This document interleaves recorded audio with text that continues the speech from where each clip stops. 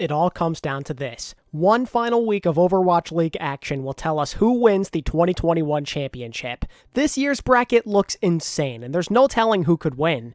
Anything can happen, and if we're going off what has gone down in previous years, we should expect the unexpected. The 2021 playoffs have arrived. 8 teams duke it out for glory. Who's going to win? Who's going to come out on top? Time for some official predictions. Before diving into the action, I should make it clear that I am primarily going to focus on the first round. I'm going to show you my full bracket, of course, but will mostly breeze through anything which goes beyond the first round. I could sit here all day and go over a bunch of hypothetical matches if I wanted to, but if we're being honest, that's a big waste of time when there's like 10 matches where we don't know who is going to face who. It's not like with the other tournaments when there's only 6 games to worry about. I will of course explain myself every step of the way, but the level of detail won't be as crazy after the first round. Given my terrible history with brackets and the amount of crazy teams in contention, this feels like the best course of action, and hopefully you guys are okay with that. Enough of that though. Let's talk about some Overwatch. Tuesday night starts off on the right foot when the Dallas Fuel take on the Washington Justice.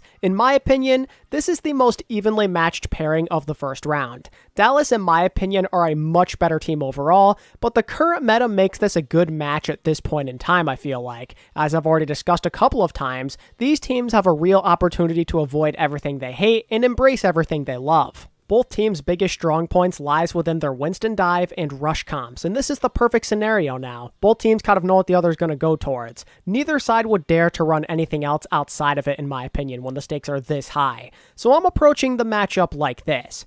Who has the higher ceiling overall on these two comps? I would go towards Dallas just based off of the results and everything, but then take it a step further, talk about the individual matchups. Is Decay or Sparkle really going to be that much better than the other? I'm not too sure. Seems like a wash to me, and the same's going to apply with the tanks. All of that just seems like a big toss-up to me and doesn't seem worth talking about. It's more about the potential weaknesses. Think about Assassin, for example. Will he pick up where he left off during the knockouts? Can we realistically expect him to outplay a Sombra extraordinaire such as Doha if we see that particular matchup? Assassin is a major key to success if you're the Washington Justice.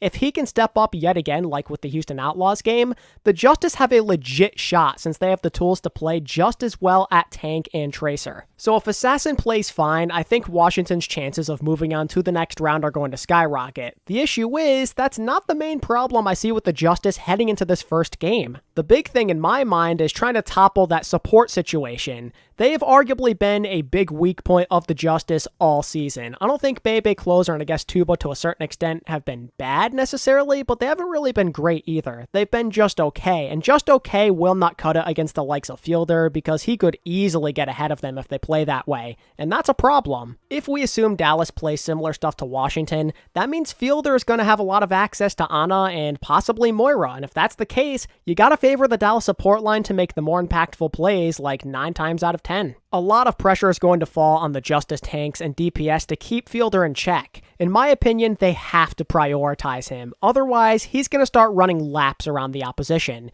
Because the Justice are in their wheelhouse currently though, this seems like a great opportunity to pull this off. That's a lot of responsibility though when you consider what team Fielder plays for, and that is why I am going to favor the Dallas Fuel in a 5-map series. The Fuel are just a safer pick. The Justice are not nearly as trustworthy, and they have far more win conditions to try and meet. Sparkle can give Decay a great fight on the Tracer, even if he doesn't outright win that battle, and Fielder, well, if he has his way here, that'll be the game. There is some serious upset potential here, but I for one do not have the guts to trust in the Justice. If the Justice had a different first-round opponent, then maybe they could pull off an upset, but Dallas are a tough matchup given the circumstances. No matter the result, though, I fully expect to see the same type of bloodbath we got in their previous 2 meetings. They're going to feel in their element. It won't be one of those situations where one team understands the meta more than the other. This game will be played in its simplest form. Whoever makes the better plays and adjustments will win. Simple as that. Anyway, on to the next one. Gladiators versus Fusion. That'll be time slot number 2. Based on what I've seen on social media, this game is being viewed with big upset potential. Philly seem to have caught a lot of people's attention. They certainly are nowhere near 100% trustworthy yet, but I can see why people think something might happen here. In a lot of places, you probably favor the Glads, but on paper at least in some of those places, the Fusion don't lag behind by all that much. The only real place which favors the Glads without a shadow of a doubt, at least in my opinion, is flex DPS. Aside from that though, the Fusion could turn the tide in their favor with a great performance. They are by no means outmatched from a skill perspective, they just have to show consistency. That is the major factor which makes this a Gladiators favored matchup, I feel. But the problem is, consistency usually gets thrown out the window come playoff time. It becomes more so about getting hot at the proper time. Think back to the 2020 Justice or even the 2018 London Spitfire. Were these teams dominant throughout the entire year? No. But when the right meta comes about and you start to feel confident, none of it really matters.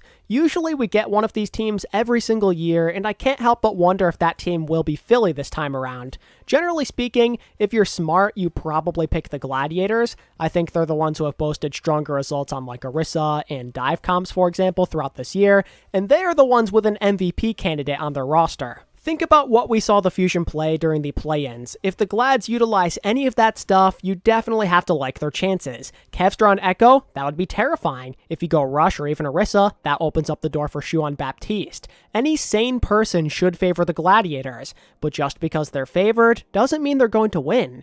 Maybe I'm doing this for the wrong game, but I just can't shake this feeling that an upset is going to happen in the first round. I heard Platchat talking about this the other day, and I totally agree. Usually every year we get that playoff team that greatly surpasses expectations, and another one which kind of just fizzles out and they disappoint you. Why not go with this game as the upset? I have seen other teams take this road before. They look so good towards the end of the season, or they win some kind of tournament even, then suddenly it goes downhill in the playoffs. It happened with the 2020 Eternal, we saw it happen with the 2018 Valiant back in the day. The Glads feel like a realistic victim to fall to this curse. Well, that, and this team historically usually doesn't do much in the playoffs.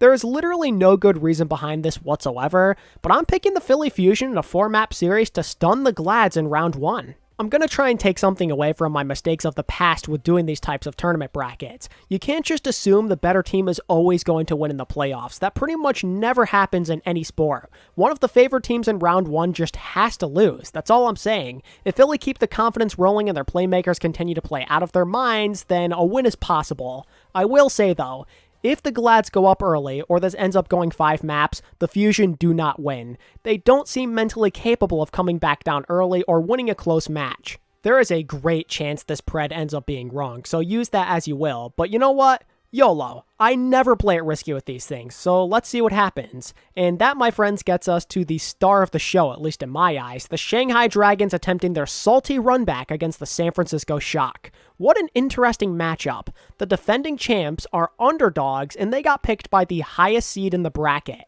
The question is, though, will this light a fire under the Shock? If so, maybe this will turn out to be a great game. If the Shock were to win, that would send a message to the rest of the league that they're back in full form. If the Shock come to play, maybe they could take this home. But it's definitely not going to be easy. Let's not get this twisted. The Dragons picked them for a reason. They want to send a message. They're not afraid of the defending champions, and they want to overcome their demons of the past and move towards a championship.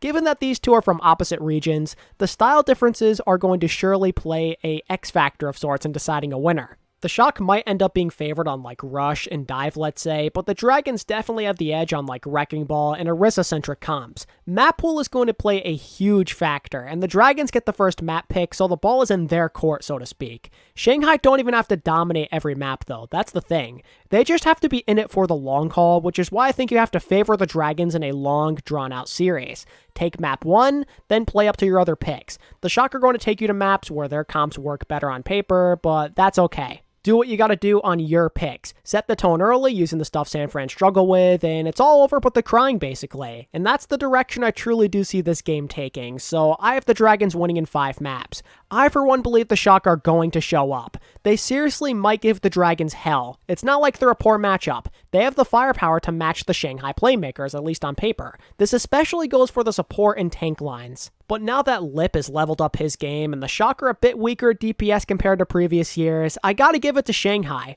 But I also think the Dragons are going to look sluggish out there, in addition to the Shock really giving them a hard time. If there's one thing last year and part of this year has taught me, it's that Shanghai often shows nerves early on in tournaments. So while they try and readjust, the Shock take advantage. But because the Dragons are so darn good, I trust in them to figure this out before it's too late. I'm genuinely curious to see if the Shock still have what it takes, and this is a great way to find out. I'm pumped for this. And finally, to end a long Tuesday night, the Atlanta Reign get another crack at the Chengdu Hunters. This one has a lot of potential to be one-sided. No offense to the Atlanta Reign, but this is not an ideal first-round match. You've got Pelican on high ping, and you're dealing with a Wrecking Ball comp you still do not have all the answers for. If Atlanta are going to win, it's going to rest on the shoulders of Kai and Iris. Pelican can still help, of course, but he can't be the guy who gets depended on the most. The Reign better hope the Hunters don't run circles around them. Atlanta have to force a lot of double shield. They might have a chance if they can. We've seen a few teams in APAC run it so far, so maybe the Hunters will feel inclined to do the same.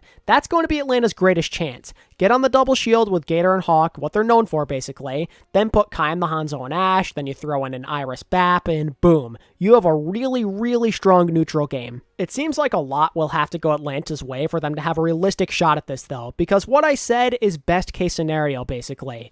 Chengdu are bound to play Wrecking Ball, and when they do, I fear Atlanta will not have the answers, and there's no telling how big of an issue Leave might become.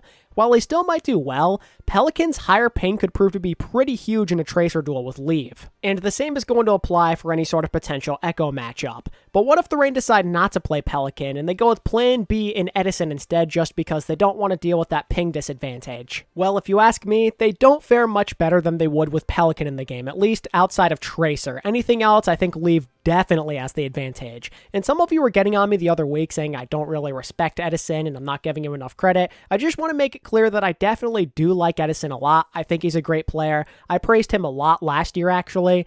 But when you compare him and Pelican's impact, it's just not the same. Pelican has meant so much more to his team. I mean, he's an MVP candidate for crying out loud, you know? They're just not in the same stratosphere currently. I like Edison. I think he's a great option off the bench. But right now, without Pelican, it's going to be tough to stop Leave. The Atlanta Reign must find a way to force Chengdu into their game. But that's going to be really tough. That's the only issue, because Chengdu do whatever the heck they want. They don't care what you're doing, and if you can't stop it, then you're screwed. The only other thing I can think of that could maybe help the Reign out is to hard focus Leave, because as shown in the past, Chengdu usually don't do too hot if he's not a strong presence, but that could be really difficult as well. The Reign don't like to send people out hunting a lot, you know, at least without Pelican. They like to play a lot of Brawl and Shield comps all together. It's not exactly easy to shut down Leave if you're all going to just group up together. It's pretty much entirely up to the DPS, and again, that position will be playing at a disadvantage if they field Pelican, and even if they don't, now you don't have Pelican in the game, so it's a lose-lose. I gotta give this to the Hunters in 4. I'm gonna be nice and say the Reign don't get swept, but I wouldn't be surprised if it happened. Part of me thinks they'll either win control or like pick King's Row where they can abuse Rush and Orisa. If the Reign were at full strength, I would have a bit more faith, but reality is oftentimes cruel. GG, go next. So that's what I've got for the main games that I plan to talk about, but we're far from done. Let's highlight the rest of the bracket and what I think happens from here. So in my upper bracket, Dallas would get Chengdu and Shanghai get Philly. As you can see, I've got the APAC teams reigning supreme. I have similar issues with Dallas that I did with Atlanta in the sense that I still have no reason to believe that the Fuel will be ready for the Eastern Wrecking Ball philosophy. Even if the Fuel have been working on their Wrecking Ball, it's hard to believe they could best one of the teams who specializes in it. Not to mention that their Orisa comps also don't even compare. If Chengdu's ball comp proves to be more potent than the Fuel's traditional dive, this one is all but decided. I could totally see this being a repeat of the Summer Showdown where Sparkle does everything he can, but it's just not enough. I could totally see the Fuel maybe improving and learning how to counter the Wrecking Ball as time goes on during these playoffs, but in their first meeting with a team who's going to utilize it, I don't have a lot of confidence. And of course, joining Chengdu in the winners finals is none other than the Shanghai Dragons, who I genuinely believe will get their act together at this point and just destroy the Fusion. I don't know why, I just have this feeling that they're not going to have any sort of problem with them whatsoever. Maybe the Dragons will feel very confident after finally defeating the Shock and getting that salty run-back victory they've been looking for the last year, basically. But also, the Dragons, at least at most things that Philly played during the play-ins, they're just better at. They're definitely going to be better at ball and double shield at the very least, I can promise you that. And I'm fully prepared to see a big night from the Shanghai tank line as a result. Hoppa, I think he's been playing well as of late, but something tells me Void is going to put him through the ringer. Beyond that though, Philly run out of steam here, I think. Given their cursed nature, they're bound to start playing worse at some point. They're going to go down early in the series and just never recover. Shanghai seems like a right team to lose to. Philly beating the Dragons would really surprise me. The Dragons are pretty much stronger in every way I can think of. This is where the Fusion get totally boomed. As we've come to discover this year, they usually fall apart if they don't get it done early, and if the Dragons get the confidence boost I think they will from defeating the Shock, they're going to outplay the opposition early on and impose their will. And that leaves us with an all APAC winners finals where the Dragons ultimately prevail once again. The issue with the Hunters in this scenario is Shanghai are like the one team who can do what they do, but even better. Shanghai already proved they're the #1 Wrecking Ball Sombra team, and they could keep up in Pharah if they chose to play that.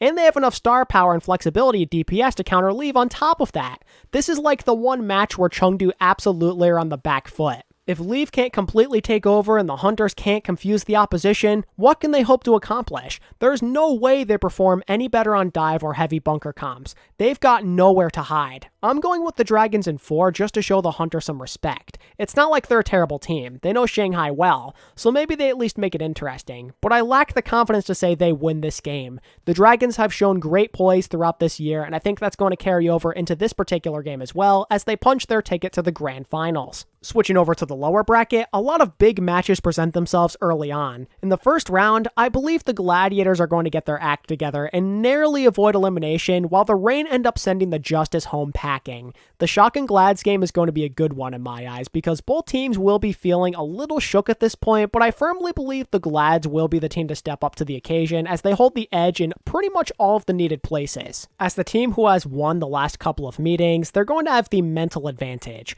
On top of it, Kevstra has a big-time opportunity to take over the game whenever Tracer is involved, as I do see him as the best Tracer in the lobby by a good bit. Something also tells me Moth is going to live in the heads of his former team rent-free. As a man who knows the ins and outs of the Shock, he could put that to use on his new team and just exploit some of those weaknesses. And simultaneously, he could be much more valuable than FD God thanks to a superior Mercy play and equal footing on Lucio. So yeah, I for one think the Shock are going home very early if the Fusion upset the Glads in round 1. If the Shock were to face Philly here instead, maybe their journey could continue. But if they play Shanghai and LA on back-to-back nights, I am very scared for them. As for the Justice, I just don't believe. I'm sorry guys, even with Pelican at a disadvantage or if they play Edison, whatever they do, the Reign can simply win using a superior rush comp while shutting down the enemy dive using heavy bunker if they choose to.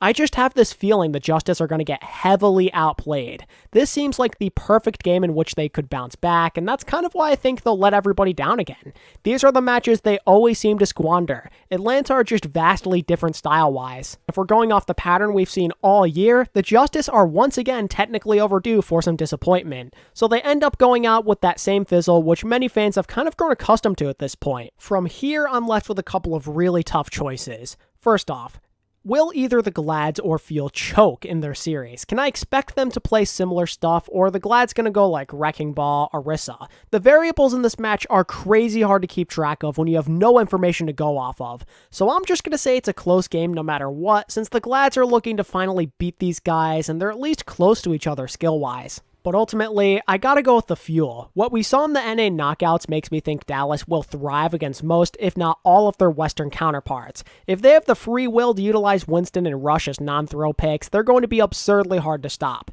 The Gladiators probably have the best shot out of any NA team in this tournament, but my gut tells me they're going to do what they always do in the playoffs, and that's play slightly below expectations. No disrespect to any Glads fans watching this, that's just what I've noticed throughout my years of watching them and this league. They're one of those teams who always seems like a threat, but then they never do anything when it truly matters. Maybe this year could be different, but as I said at the beginning of this video, someone is going to disappoint us in the playoffs, and it very well could be them. They're a great bet, along with the Fuel too, I suppose, though. As for Philly versus Atlanta now, that one could be more of a coin toss. They like to play a lot of these similar types of stuff, and with Pelican not being as important to the game plan since Carpe is the major threat on Philly in terms of DPS, Atlanta have a real shot. I trust in Kai to keep Carpe in check, and I absolutely prefer the Atlanta tanks in any sort of double shield or rush composition, and it just so happens that Philly played a lot of that stuff the other week. Something else to keep in mind is the potential for Iris to really take Alarm by surprise. If we see a lot of Baptiste, Alarm might be in for one heck of a battle he could end up losing, by the way. It all really depends on the Reign's mentality to me. Vocal people such as Gator and Sephi have made it known on social media they are not very happy that they have to play from Hawaii again. If they let something like that get in their heads too much, they might get crushed in every match they play and they might not even make it up to this point. I doubt that's going to happen though. Even with Pelican not being by their sides and all that stuff going on with them not being happy with the traveling, the motivation to win a championship might be enough to keep them going as they beat Philly in a close game. It may seem unwise to pick the Fusion over the Glads than have them lose to the Reign, but you gotta remember the momentum. In my opinion, the moment that Philly lose in the upper bracket, their season is over. The Dragons will boom them to the point of no return. And that's going to open up the opportunity for a high-stakes Fuel versus Reign rematch, and this is where I see the Pelican thing really being a problem again. Much like with Chengdu, I fail to see how the Reign are going to deal with Sparkle when their best counter is at a disadvantage. Sparkle is so insane. After what happened last year, I really think this dude is going to come out and try and prove something. I'm calling it now. This man is about to go off. Atlanta's biggest hope outside of the counter comps is to outplay Dallas on Rush, which I think is possible, but will be very difficult because the Fuel have shown us they can play up to par with Atlanta on this composition. And don't even get me started on Dallas potentially utilizing Pine in all of this. Even Kai might have a hard time. I have no idea what the Atlanta Reign are going to do. I really don't. They seem outmatched. If Pelican was present, I would say this goes 5 potentially, maybe even in their favor, but that's not the case. And that brings us to the final game of the losers bracket, Chengdu versus Dallas round 2. If I was smart, I'd pick Chengdu and call it a day. If I picked them in the first meeting, nothing should change with the second in theory. But I kind of want to make things spicy. It's the final set of predictions for the year, so we need to end this with a bang. So in a surprising turn of events for some, the Dallas Fuel finally overcome the Hunters through sheer determination and a little bit of luck. After all of that experience of playing them and losing and failing, the Fuel surely have to find some sort of correct strategy, right? Rush is a smart guy. He's going to find something eventually. Maybe it'll be like with the Dragons, for example, and they needed a few shots at Dallas to finally beat them. Their strategy fails the first time, but then they make some revisions to finally make it work. Maybe the Fuel have a secret weapon of some sort. I doubt something like this would even happen to begin with. I'm kind of just throwing stuff at the wall hoping it'll stick, but I really don't know what's going to happen at the end of the day. I don't have any sort of inside information, so I'm just having some fun with this. Something tells me we are getting an NA versus APAC Grand Finals of some sort, or maybe I should say NA versus Shanghai Grand Finals. Either way, Chengdu, they've been riding the hype train for quite some time now, and it's been a while since they've crashed and burned. Meanwhile, the Dallas Fuel, they're long overdue to start playing good again. Now, of course, all of this, at the end of the day, is wild speculation with no real evidence behind it. I'm kind of just throwing stuff at the wall hoping it's going to stick. That's kind of how this entire tournament is going to go in general, since I don't know what's going to happen. It's a new meta. A lot of these teams I haven't seen play yet, so it's all in good fun, and I hope you guys realize that. Shanghai versus Dallas seems like a way too obvious finals on paper, but given how much the other teams have stepped up as of late in this league, it may not be the most likely outcome out there. There's many question marks surrounding the Fuel's abilities outside of traditional rush and dive, and on top of it, a lot of people have kind of lost faith after they quote-unquote stopped trying during the Countdown Cup. So what better way to prove the haters wrong than to take down a couple of the teams people have been praising more as of late? Much like when the Shock and Titans played back in 2019, this feels to me like the most fitting Grand Finals we could get. They make for the biggest rivalry we have had this year, and what better way to settle that score once and for all than with the biggest game of the season? But what can we expect from a potential 7-map series between these two? Well, if we're going off the past, you would assume a close game. That's the obvious choice. The less obvious, but potentially more realistic outcome, though, would be something lopsided in favor of the Dragons. Maybe you disagree with me, but that's kind of where I see this one going if this matchup were to play out. Much like with the Shock in previous years, the Shanghai Dragons feel unstoppable. Some people believe their end-of-year sandbagging was kind of a bad omen, so to speak. Not me, though. I think they'll be ready, and so long as they beat the Shock in round 1, I believe they're going to cruise cruise through the rest of the playoffs and win the finals. A win against the Hunters could get Dallas in the right headspace to potentially defeat more Wrecking Ball stuff, but no amount of victories can truly prepare you for the Dragons and what they're capable of. With stronger versatility and better momentum on their side, the Dragons win the grand finals in 4-1 fashion. The point of emphasis will be that Shanghai do not let Dallas get into a good rhythm early on.